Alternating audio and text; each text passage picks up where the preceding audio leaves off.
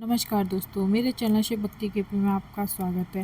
क्रोध को शांत करने का क्या तरीका है, ये वीडियो पुरुष लोग अवश्य देखें। अगर आपको मेरी वीडियो अच्छी लगती है तो लाइक करें और मेरे चैनल को ज़्यादा से ज़्यादा शेयर और सब्सक्राइब करें और बने रहिए अपने चैनल शिव भक्ति के के साथ। धन्यवाद।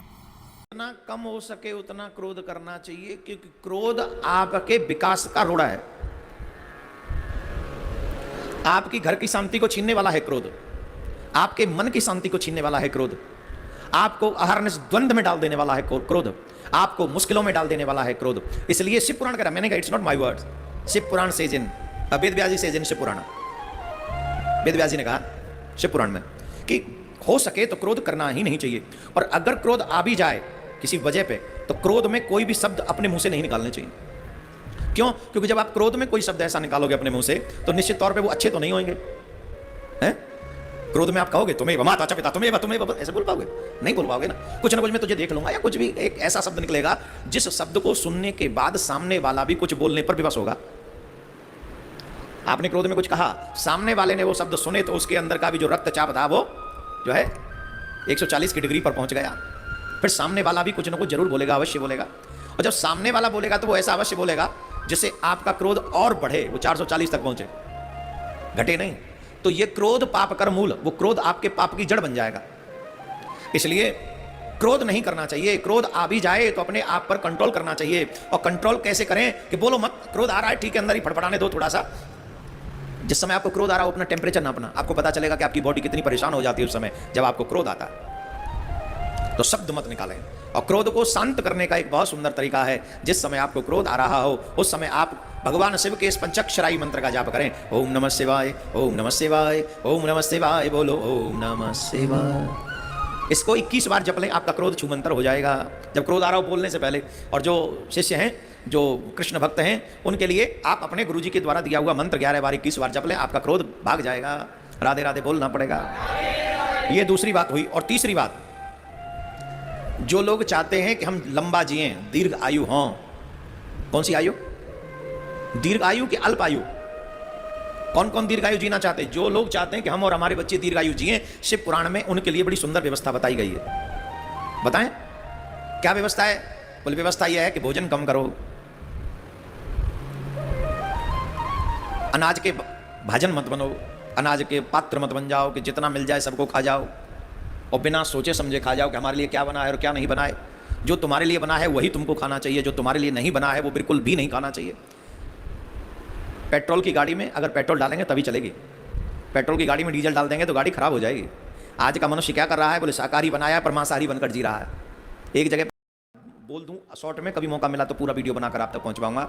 जो व्यक्ति मांस आहार ग्रहण करते हैं, मदिरा ग्रहण करते हैं, उनकी सेवा भगवान स्वीकार नहीं करते। पूरा जब मुझे मौका मिलेगा, क्योंकि अभी टाइम नहीं, मुझे 1 घंटा ही बोलना होता है, 1 सवा घंटा 1.5 घंटा, तो अभी समय नहीं पास समझाने का। अल्प में शॉर्ट में यही समझ लें, जो व्यक्ति मदिरा पीते हैं और जो व्यक्ति मांस आहार करते हैं, उनके द्वारा की हुई पूजा न शिव स्वीकार करते हैं न कृष्ण स्वीकार करते, क्योंकि वो तुम्हारे बॉडी के लिए नहीं बनाए, वो तुम्हारे लिए नहीं बनाए। पहली बात तो भोजन कम करें। दूसरी बात वही करें जिसको अधिकार है, तुमको जिसके लिए अधिकार है कि वो तुम ग्रहण करो, वो है शाकाहार। कम भोजन करना चाहिए और उतना भोजन करना चाहिए, वैसा भोजन करना चाहिए जिसको तुम्हारी जठराग्नि पचा सके। जिसे तुम्हारी जठराग्नि पचा नहीं सकती ऐसा भोजन कदापि नहीं करना चाहिए। भोजन के नाम पे एक बात और याद आ रही है, अच्छी बात है, आप कहें तो बता दें। इसी भोजन के चक्कर में दरिद्रता हमारे घर में झांक रही है। चलो बाद में बताएंगे, याद रहेगा, अभी नहीं बताते क्योंकि बहुत लंबी लिस्ट है। आज हम सोच के आए थे ये आपको बताएंगे, और ये आपके घर की खुशहाली के लिए है, इसलिए बता रहे हैं। शिव जी की कथा तो चली रही, क्योंकि शिव पुराण में ही है, ये शिव पुराण में ही लिखा है जो हम आपको बता रहे हैं। कहाँ थे हम? भोजन कम करना चाहिए और शाकाहार करना चाहिए। तीसरी और अहम बात, ज्यादा से ज्यादा व्रत करना चाहिए। अहम बात है, ये बहुत अहम बात है, इस बात को हर कोई नहीं समझेगा। यहां एक और गजब की बात हम आपको बता दें, जितनी एनर्जी, जितनी शक्ति, जितनी पावर आपको भोजन करके प्राप्त नहीं होती, जितनी एनर्जी, जितनी पावर आपको व्रत करके प्राप्त होती है। इसीलिए हमारे ऋषि मुनियों की परंपरा में व्रतों को विशेष महत्व दिया गया। मैं शिव जी के व्रतों के संदर्भ में पढ़ रहा था, तो महीने में कम से कम 4 से 5 व्रत हैं जो शिव जी के भक्तों को करने चाहिए। अमावस्या का व्रत करना चाहिए, पूर्णिमा का व्रत करना चाहिए, और एकादशी तो 2 आ ही जाती हैं, तो 2 और 2 4 हो गए, और फिर 2 व्रत और हैं, वो अभी मेरे दिमाग में नहीं आ रही, जब जिस दिन व्रतों के विषय में बताऊंगा उस दिन बता दूंगा। तो कम से कम 6 व्रत हैं। एक विशेष बात, जो इतने व्रत न कर सके उसे एनी हाउ शिवरात्रि का व्रत करना ही चाहिए। जन्माष्टमी का व्रत करना, जन्माष्टमी का तो हम कृष्ण के चाहने वाले कह रहे हैं, पर शिवरात्रि का और कृष्ण जन्माष्टमी का व्रत महत्वपूर्ण है, अवश्य करना चाहिए। बहुत पुण्यों का फल शिवरात्रि का व्रत दे देता है। तो ये तीसरी बात हो गई, भोजन करें, कम भोजन करें, शाकाहार करें और ज्यादा से ज्यादा व्रत करें, ये तीसरी बात। यहां पर एक और बात बताई गई है, संध्या के समय, संध्या का जो 2 संध्याएं होती हैं शिव पुराण में, मालूम है कि नहीं? संध्या एक होती है, 2। हमारे त्रिकाल संध्या की बात आती है, राइट?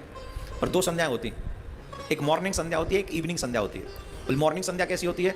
बोले सूर्य उदय होने से पूर्व, सूर्य की प्रथम किरणें इस पृथ्वी पर आए उससे पूर्व का, और जो ब्रह्म मुहूर्त के बीच का जो समय है उसे संध्या कहते हैं। शाम को सूर्यास्त और अंधेरे होने से पहले का जो समय है उसे सायंकालीन संध्या कहते हैं। एक मॉर्निंग संध्या, एक सायंकालीन संध्या। तो संध्या के संदर्भ में एक बात कही गई है, संध्या के समय चाहे वो मॉर्निंग की हो चाहे वो इवनिंग की हो, कुछ काम नहीं करने चाहिए। वो कौन से काम है? बोले भोजन नहीं करना चाहिए। कई लोग सुबह उठते ही, कई लोग मिल जाएंगे आपको, कई लोग कहते हैं हम तो सुबह उठ जाते हैं, कितने बजे? लगभग 4:30-5 बजे। अच्छा, वाह, बड़े अच्छे हो। करते क्या हो? क्या करते हैं? सबसे पहले चाय ढूंढते हैं, और चाय के संग बिस्किट ढूंढते हैं, या कुछ रस बस कुछ मिल जाए वो ढूंढते हैं। काय के लिए उठे थे 4 बजे 5 बजे? काय के लिए उठे थे? ये चाय के लिए उठे थे? ये बिस्किट खाने के लिए उठे थे? उठे ब्रह्म मुहूर्त में, और काम क्या किया? जो वर्जित है पुराण में, ये खाना नहीं है, पीना नहीं है। प्रातःकाल क्या करना चाहिए? रामचरितमानस से कहा है, प्रातःकाल उठ के रघुनाथा माता पिता गुरु ना वही माता। सबसे पहले क्या करें? बोले प्रणाम।